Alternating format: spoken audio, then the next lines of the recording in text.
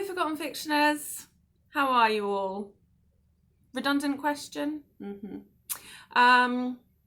First of all, I miss you all.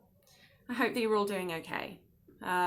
This is a very bizarre time in which we find ourselves. So I do hope that you're all okay and coping, not just physically, mentally too.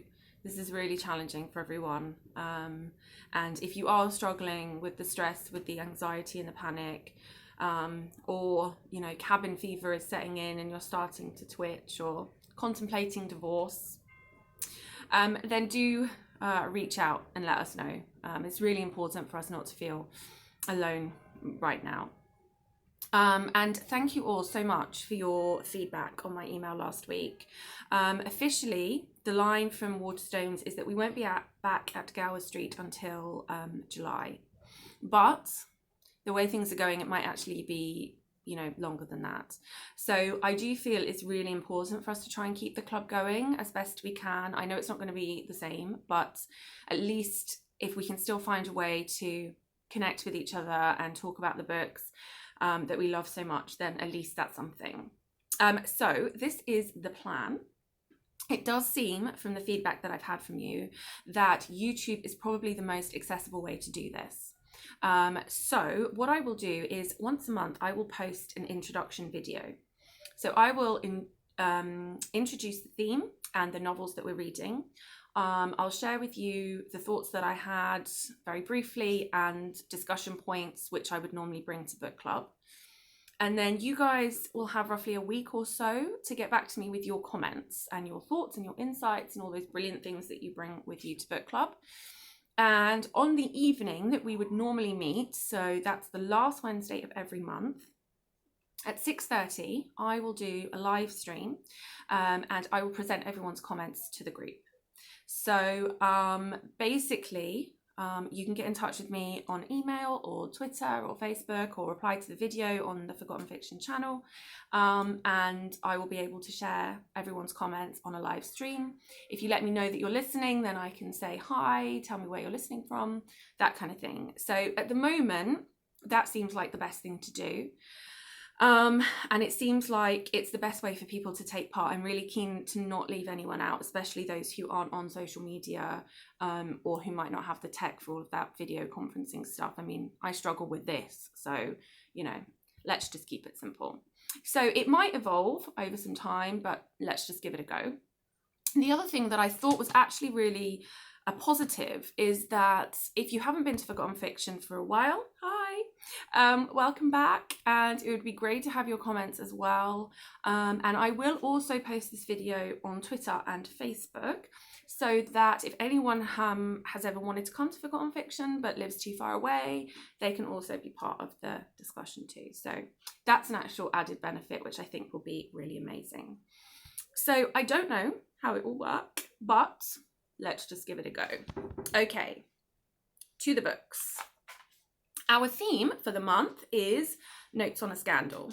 So what we're looking at is the effect of public opinion, small communities, the press, the effect that all of that has emotionally and psychologically on the individual who is at the centre of all of the scandal. So when I thought of this theme back in November, I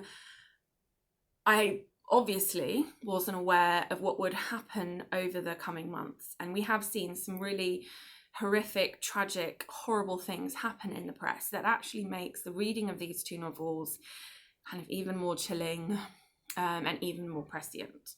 So first up, we have Francois Mauriac's Thérèse d'Esquereux. Now, if anyone knows how to pronounce Thérèse d'Esquereux, can you please voice note me? My number's on the bottom of the email because I have just butchered that with my English accent and I apologise. So Francois Mauriac was brought up in a strict upper middle class bourgeois family, a environment that he found completely stultifying and suffocating, and that provided the canvas for his novels, because he was part of a group of French Catholic writers who explored what it meant to have faith, whether faith and religion are the same thing. And he was very much interested in how ordinary people struggle with this idea of sin and salvation, and grace and forgiveness, how that impacts their lives. He was also really interested in what happened to people who were deprived of love, and who had no space for independent thought. And in fact, in his memoirs, he says what he wanted to try to convey through his work is the evil that is present within all of us, so the evil that is part of human nature, but to portray that without judgment or condemnation, because he also wanted to address the hypocrisy that he detected in other people, but also the hypocrisy he detected in himself. So we can see all of those kind of threads feeding into this novel, which was published in 1927. So we meet Thérèse on the steps of a courthouse. It's a kind of dark, lonely French town. She has just been acquitted of attempting to murder her husband by poisoning. He has testified, her husband, Bernard, has testified in her defense, the reasons for which become very kind of sinister and chillingly clear later on in the novel. But at this point, Thérèse is notorious. Everybody knows who she is, so she's kind of shrinking back into the shadows. And as she travels home through the night to a kind of half falling down mansion / farmhouse in the middle of nowhere, we also travel simultaneously back in time with Thérèse as she tries to unravel the events of her life and understand how it is that she's got to this point. So I love this novel for so many reasons. First of all, I love the way that Mauriac writes Thérèse, in the sense that she's not a saint, she's not a sinner, she's just alarmingly human. I found her very kind of relatable, and I thought psychologically and emotionally she was really well drawn. I also think I love the way that he explores this idea of good and evil and guilt and innocence, and how those concepts can become entangled in our minds when in fact they're not really the same thing at all. And I also think it's a devastating portrait of what can happen to a woman, you know, an independent thinking woman who is deprived of love, who is neglected, and who has no voice. A lot of it reminded me of Kate Chopin's The Awakening, and also The Yellow Wallpaper by Charlotte Perkins Gilman, which is a short story. If you haven't read it, I wholeheartedly recommend. I'm not sure, it might actually still be on the BBC radio website. Sarah Waters reads it and it is fantastic. If you can find it, I would really recommend listening to it. So that's Thérèse d'Esquereux. Next up, we have Heinrich Boll's The Lost Honor of Katharina Blum, or the full title actually is How Violence Develops and Where It Can Lead. Intriguing, this book. So it was published in 1974, and he wrote it in response to the arrest and trial of a woman named Ulrike Meinhof, who was a journalist, but also part of a far left militant group in Germany called the Red Army faction.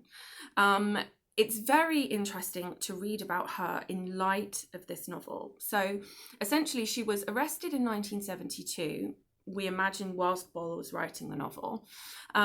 Details of her behaviour when she was arrested, her behaviour in prison, all of that kind of stuff was leaked by the police and the public prosecutor's office. Her background and her personal life was distorted and splashed all over the tabloid press, and essentially it made it impossible for her to have a fair trial. It was a very controversial, high-profile case, and when it came to sentencing in 1976, a couple of days before she was due to be sentenced properly, she was found hanged in her jail cell. And although there was a verdict of suicide, that has been disputed by a number of people, including her sister, who spoke to her a few days before she died, and her sister said that she was, ready for, court. She was asking questions, wanting to have conversations, you know, really kind of keyed into what was happening to her. But she did also say, and I quote, "You can only fight whilst you're alive. If they say I committed suicide, believe me, it was murder." So it's a very interesting case to read about in light of the novel that we're looking at, because I think it's clear that Bol is less concerned with the guilt or the innocence of the person involved, but really what he's taking to task and questioning is how the actions of the press, the police, and the legal system, how what they do affects the individual's civil rights and liberties, and how what they do influences outsiders, and that then affects their right to a free trial and what happens in that event. So the woman at the centre of this is obviously Katharina Blum. The novel is told in a very kind of dry reportage style. It's made up of so eyewitness statements, police transcripts, that kind of thing.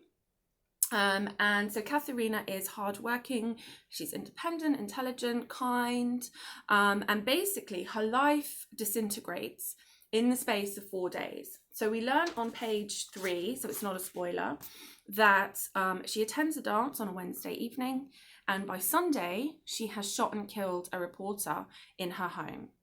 So the novel is examining the chain of events that link these two things. And when I was reading it, I was amazed at how much resonated with me for modern life. So we've got illegal phone tapping in here. We've got salacious, distorted, irresponsible news stories in the tabloid press, which lead to rape threats and stalking. We've got rich, famous, powerful men who exploit and harass ordinary women.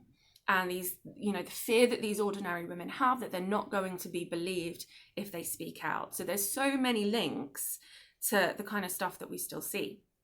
And Bol never lets us forget that there is a very real woman at the center of all of this chaos.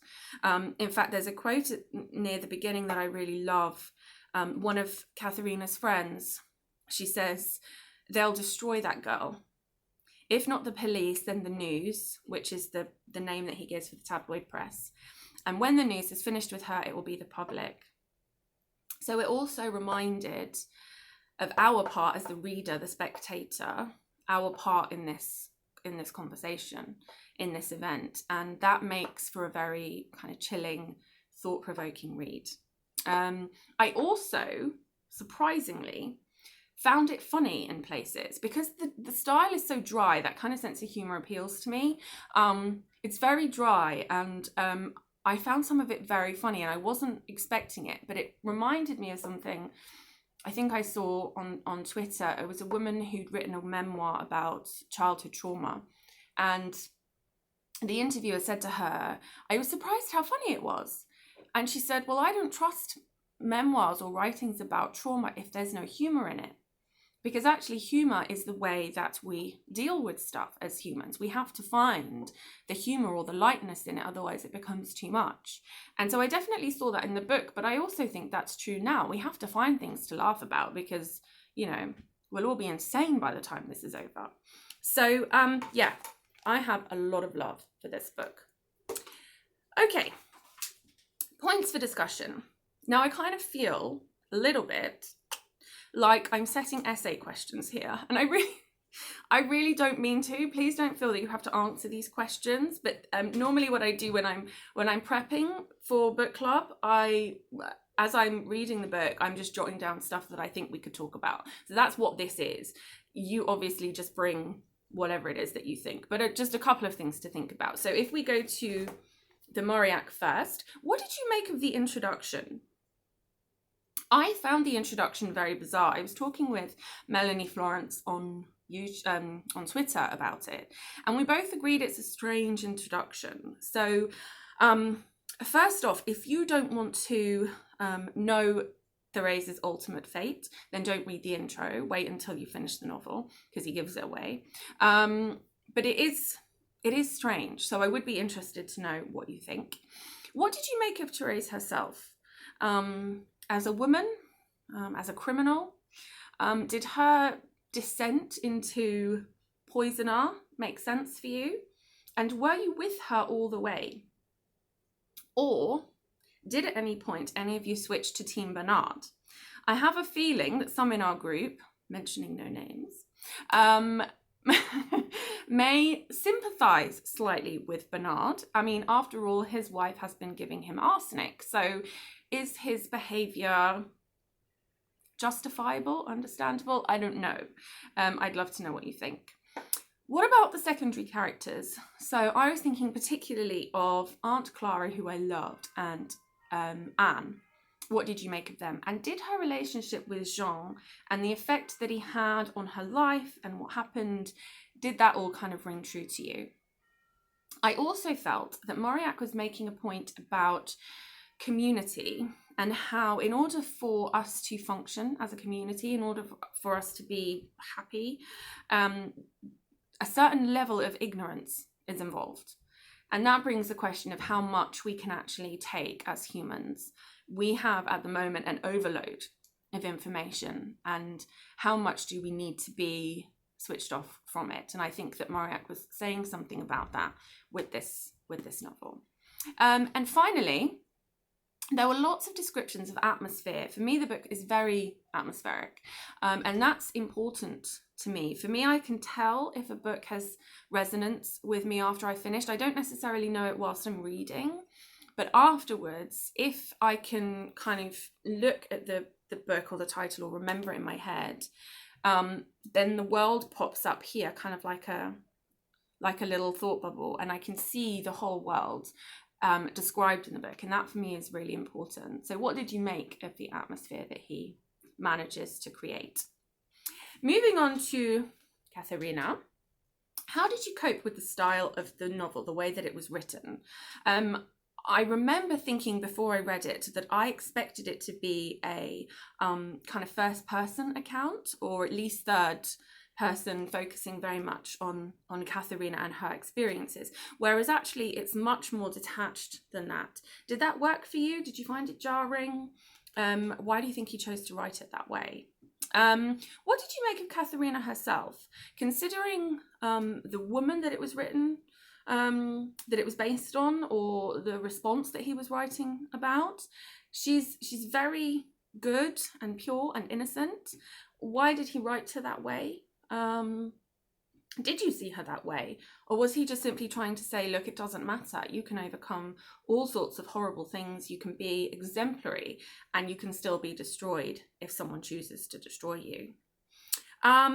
What did you make, again, of the secondary characters? I loved Trude. I think Trude is probably the favourite character for me in these two novels. I think she's absolutely fantastic. And there's an insult that I plan to use in the future.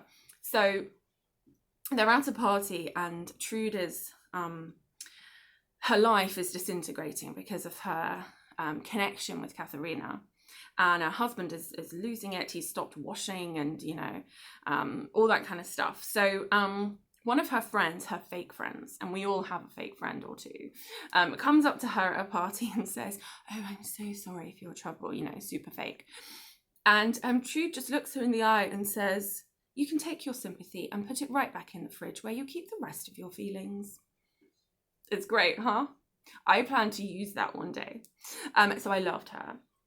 What did you make of the backdrop of the carnival?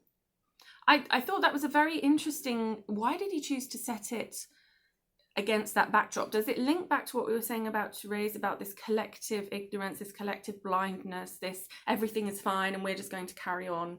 Is that what he was doing with it? And so in there, so there's the carnival, there's the repeated use of everybody dressing up in a sheik costume.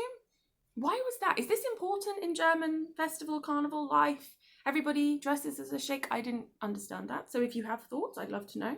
And what happened about the death of the second reporter? Was that explained? Did I miss that?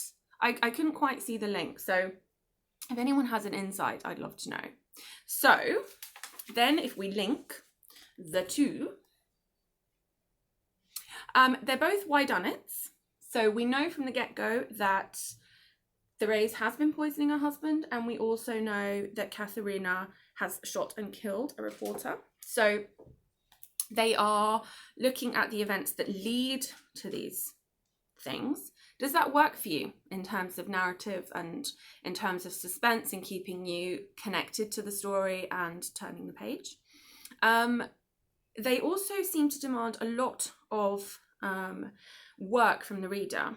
So we're addressed personally in the introduction by Mauriac, and Boll addresses us constantly through Katharina. So how do we feel about that?